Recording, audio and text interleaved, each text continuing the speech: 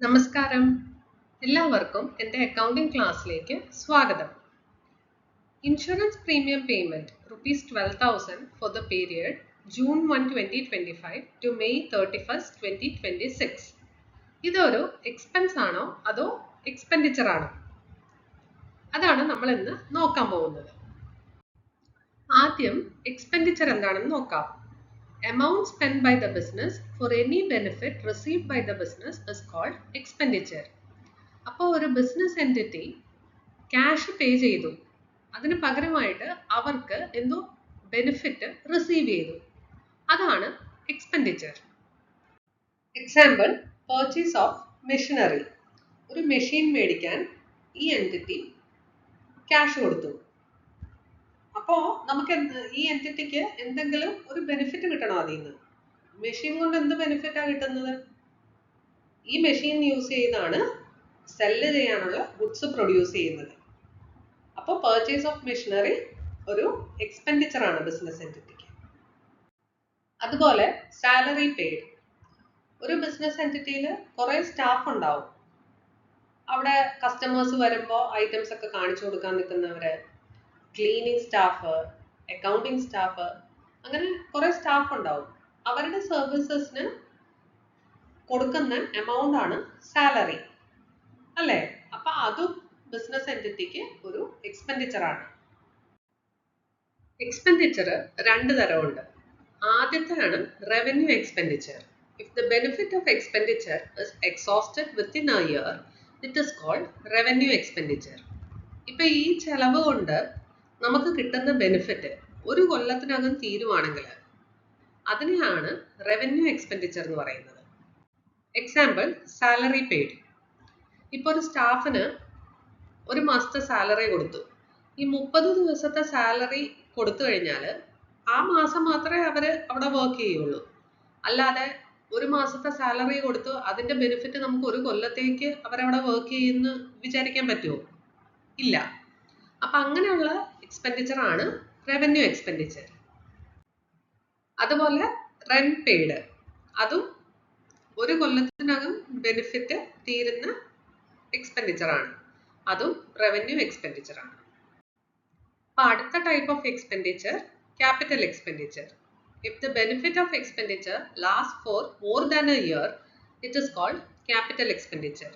അപ്പോൾ ഈ ക്യാഷ് ചെലവാക്കിയതിന് നമുക്ക് ഒരു കൊല്ലത്തിൽ കൂടുതൽ ബെനിഫിറ്റ് കിട്ടുവാണെങ്കിൽ അത് ക്യാപിറ്റൽ എക്സ്പെൻഡിച്ചർ. അതിൻ്റെ ഒരു എക്സാമ്പിൾ എന്തായിരിക്കും? Purchase of machinery. ഒരു മെഷീനറി ക്യാഷ് കൊടുത്ത് മേടിച്ചാൽ അതുകൊണ്ട് ഒരു കൊല്ലം മാത്രമല്ല ഗുഡ്സ് പ്രൊഡ്യൂസ് ചെയ്യാൻ പറ്റുന്നത്, നമുക്ക് ഒരു 10-15 കൊല്ലത്തേക്ക് ഗുഡ്സ് അതുകൊണ്ട് പ്രൊഡ്യൂസ് ചെയ്യാം. അപ്പം അതിൻ്റെ benefit more than a year നമുക്ക് കിട്ടുന്നുണ്ട്. അങ്ങനെയുള്ളതാണ് ക്യാപിറ്റൽ എക്സ്പെൻഡിച്ചർ. അല്ലെങ്കിൽ പർച്ചേസ് ഓഫ് ബിൽഡിംഗ്. ബിൽഡിങ്ങും നമുക്ക് കുറേ കാലം യൂസ് ചെയ്യാം, അതൊക്കെ ക്യാപിറ്റൽ എക്സ്പെൻഡിച്ചർ ആണ്. അടുത്തത് എക്സ്പെൻസ്. ഇപ്പം നമ്മൾ എക്സ്പെൻഡിച്ചർ പറഞ്ഞു, ഇത് എക്സ്പെൻസ്. രണ്ടും സിമിലർ ആണ്, പക്ഷെ ഇത് തമ്മിൽ വ്യത്യാസമുണ്ട്. എക്സ്പെൻസ് എന്ന് പറഞ്ഞാൽ cost incurred by a business in the process of earning revenue are known as expenses. അപ്പോൾ ഒരു ബിസിനസ് എൻറ്റിറ്റിയുടെ മെയിൻ റവന്യൂ എന്താ? ഗുഡ്സ് സെല് ചെയ്തിട്ടുള്ള സെയിൽസ് റവന്യൂ. അതിനുവേണ്ടി നമ്മൾ ഇൻകർ ചെയ്യുന്ന കോസ്റ്റ്, ചെലവുകളാണ് ഒരു ബിസിനസിന്റെ expense. Example, rent paid, salary paid, ഇതൊക്കെ ആ ഗുഡ്സ് സെല്ല് ചെയ്യാൻ വേണ്ടി നമുക്ക് വരുന്ന ചെലവുകളാണ്. അതൊക്കെയാണ് എക്സ്പെൻസ്. എക്സ്പെൻസ് എങ്ങനെയാണ് പ്രോഫിറ്റ് ആൻഡ് ലോസ് അക്കൗണ്ടിൽ കാണിക്കുന്നത്? റവന്യൂ പറഞ്ഞപ്പോൾ നമ്മളത് ക്രെഡിറ്റ് സൈഡിൽ റവന്യൂ വിത്ത് എമൗണ്ട് ഓരോന്നായിട്ട് കാണിക്കും. അതുപോലെ എക്സ്പെൻസ് ഡെബിറ്റ് സൈഡിൽ, അതായത് DR എന്ന് എഴുതിയേക്കുന്ന സൈഡിൽ ഓരോ എക്സ്പെൻസസും എത്ര എമൗണ്ട് വീതം എന്നുള്ളത് കാണിക്കണം. അപ്പോൾ ഈ എക്സ്പെൻഡിച്ചറും എക്സ്പെൻസും തമ്മിലുള്ള വ്യത്യാസം എന്താണ്? Amount spend by the business ആണ് expenditure, cost incurred by a business ആണ് എക്സ്പെൻസ്. അപ്പോൾ ഡിഫറൻസ് മനസ്സിലാക്കാൻ നമുക്ക് ഒരു എക്സാമ്പിൾ എടുക്കാം. Insurance premium payment ₹12,000 for the period June 1 to May 31. ഇത് ഒരു എക്സ്പെൻഡിച്ചർ ആണോ? അതെ. കാര്യം 12,000 നമ്മൾ പേ ചെയ്തു ഇൻഷുറൻസ് പ്രീമിയം, അതിന്റെ ബെനിഫിറ്റ് ഒരു കൊല്ലത്തേക്ക് കിട്ടും. അപ്പൊ അതൊരു റവന്യൂ എക്സ്പെൻഡിച്ചർ ആണ് എൻറ്റിറ്റിക്ക്. ഇനി ഇതൊരു എക്സ്പെൻസ് ആണോ എന്ന് നോക്കാം. എക്സ്പെൻസ് എന്ന് പറഞ്ഞാൽ cost incurred by a business in the process of earning revenue is called expense. അപ്പൊ കോസ്റ്റ് ഇൻകേർഡ് നമ്മൾ ഒരു സ്പെസിഫിക് പീരിയഡിനെ ബേസ് ചെയ്താണ് പറയുന്നത്. ഇപ്പൊ ഇൻഷുറൻസ് പ്രീമിയം പേ ചെയ്തേക്കുന്നത് June 1, 2025 ടു May 31, 2026 ആണെന്ന് വെക്കുക. ഞാൻ നേരത്തെ പറഞ്ഞില്ലേ, ഇന്ത്യയിൽ നോർമലി ഫൈനാൻഷ്യൽ സ്റ്റേറ്റ്മെന്റ്സ് പ്രിപ്പയർ ചെയ്യുന്നത് April 1 to March 31st of every year ആണ്. അപ്പൊ ഈ പ്രോഫിറ്റ് ആൻഡ് ലോസ് അക്കൗണ്ട് നമ്മൾ പ്രിപ്പയർ ചെയ്യുന്നത് April 1, 2025 ടു March 31, 2026 ആണെന്ന് വെക്കുക. അപ്പൊ ഈ ഇതിന്റെ പ്രോഫിറ്റ് ആൻഡ് ലോസ് പീരീഡും ഇൻഷുറൻസ് പ്രീമിയത്തിന്റെ പീരീഡും മാച്ച് ആവുന്നില്ല അല്ലേ? അപ്പോ നമ്മൾ ഇൻഷുറൻസ് പ്രീമിയം 2 more monthsലേക്ക് കൂടെ പേ ചെയ്തിട്ടുണ്ട്, നെക്സ്റ്റ് ഏപ്രിൽ ആൻഡ് മെയ്. അപ്പൊ ആ മന്ത്സിലേക്ക് പേ ചെയ്ത പ്രീമിയം നമ്മുടെ എക്സ്പെൻഡിച്ചർ ആണ്, കാരണം നമ്മൾ ക്യാഷ് ആയിട്ട് അത് പേ ചെയ്തു. പക്ഷെ അത് ഈ അക്കൗണ്ടിങ് പീരീഡിലുള്ള എക്സ്പെൻസ് അല്ല, അത് 2026 ഏപ്രിൽ ടു മാർച്ച് 2027 എക്സ്പെൻസ് ആണ്. അപ്പൊ ഈ ഇയറിലെ പ്രോഫിറ്റ് ആൻഡ് ലോസ് അക്കൗണ്ടിൽ എത്ര എമൗണ്ട് നമ്മൾ എക്സ്പെൻസ് ആയിട്ട് കാണിക്കും? June 1, 2025 മുതൽ March 31, 2026 വരെ, അതായത് 10 മാസം.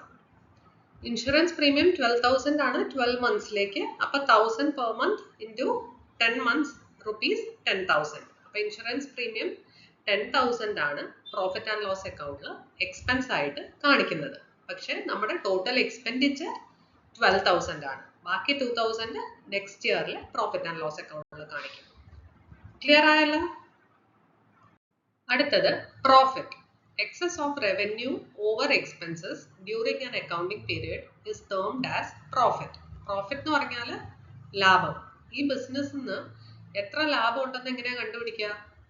നമ്മുടെ ബിസിനസിന്റെ വരവ് ചെലവിനേക്കാളും കൂടുതലാണെങ്കിൽ അത് ലാഭമാണ്, പ്രോഫിറ്റ് ആണ് അല്ലേ? അപ്പൊ profit increases the investment of owners. Owners ആദ്യം ഒരു ക്യാപിറ്റൽ കൊണ്ടുവന്നിട്ടുണ്ടായിരുന്നു, അതാണ് അവരുടെ ഇൻവെസ്റ്റ്മെന്റ്. അതിൽ കിട്ടുന്ന ഒരു റിട്ടേൺ ആണ് ഈ ലാഭം. അടുത്തത് gain, a profit that arises from events or transactions which are incidental to the business. Gain എന്ന് പറഞ്ഞാലും ഒരു ലാഭമാണ്, പക്ഷെ അതും പ്രോഫിറ്റുമായിട്ടുള്ള വ്യത്യാസം എന്താണെന്ന് വിചാരിച്ചു കഴിഞ്ഞാൽ, ഇത് നമ്മുടെ നോർമൽ ബിസിനസ് ഓപ്പറേഷൻസിൽ നിന്ന് ഉണ്ടാക്കുന്ന ലാഭമല്ല. നോർമലി ഒരു ബിസിനസ് ഓപ്പറേഷനിൽ എങ്ങനെ ലാഭം ഉണ്ടാക്കുന്നത്? സാധനങ്ങൾ മേടിച്ച് സെല്ല് ചെയ്യുമ്പോൾ കിട്ടുന്ന ലാഭം, അല്ലെന്നുണ്ടെങ്കിൽ മാനുഫാക്ചർ ചെയ്തിട്ട് പ്രൊഡ്യൂസ് ചെയ്തിട്ട് സെല്ല് ചെയ്യുമ്പോൾ കിട്ടുന്ന ലാഭം, അതാണ് നോർമൽ ബിസിനസ് ഓപ്പറേഷൻ. അതിനെ പറയുന്ന പേരാണ് പ്രോഫിറ്റ്. പക്ഷെ ഗെയിൻ എന്ന് പറഞ്ഞാൽ അതല്ല. എക്സാമ്പിൾ നോക്കാം. Sale of fixed assets, winning A court case, etcetera. ഇപ്പോ നമ്മുടെ കമ്പനിയിൽ പഴയ കുറച്ച് ചെയറും ടേബിളും ഒക്കെ വെറുതെ ഉപയോഗശൂന്യമായി കിടക്കുന്നു.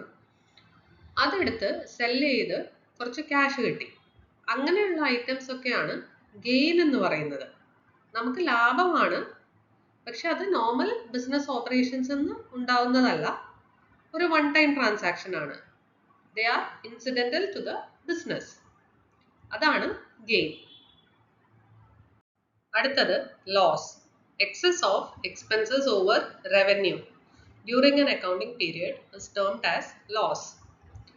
അപ്പൊ റവന്യൂ ആണ് എക്സ്പെൻസിനേക്കാളും കൂടുതലായിരുന്നെങ്കിൽ നമ്മൾ പ്രോഫിറ്റ് എന്ന് പറയും. പക്ഷേ ഇവിടെ ചെലവാണ് വരവിനേക്കാളും കൂടുതൽ. അങ്ങനെയുള്ളപ്പോൾ നമുക്ക് നഷ്ടമാണ് ഉണ്ടാവുന്നത്, അതാണ് loss. Loss decreases the investment of owners.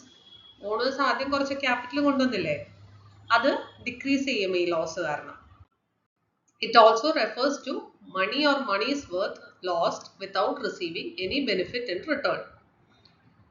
ഇപ്പം നമ്മുടെ എന്തെങ്കിലും ഗുഡ്സോ എന്തെങ്കിലും പൈസയോ നശിച്ചു പോയി, ഒരു ബെനിഫിറ്റും അതിനെ കൊണ്ട് ഇനിയില്ല, അങ്ങനെയുള്ള കാര്യങ്ങളും ലോസ് ആണ്. Example, goods lost by fire. ഒരു ചെറിയ തീപിടുത്തം ഉണ്ടായി, നമ്മൾ സെല് ചെയ്യാൻ വെച്ചേക്കുന്ന കുറച്ച് ഗുഡ്സ് അവിടെ കത്തി നശിച്ചു പോയി. അതുകൊണ്ട് ഇനി ഒരു ബെനിഫിറ്റും ഉണ്ടാവില്ല ഈ എൻറ്റിറ്റിക്ക്. അങ്ങനെയുള്ളതും ലോസ് ആണ്. അതുപോലെ loss on sale of fixed assets.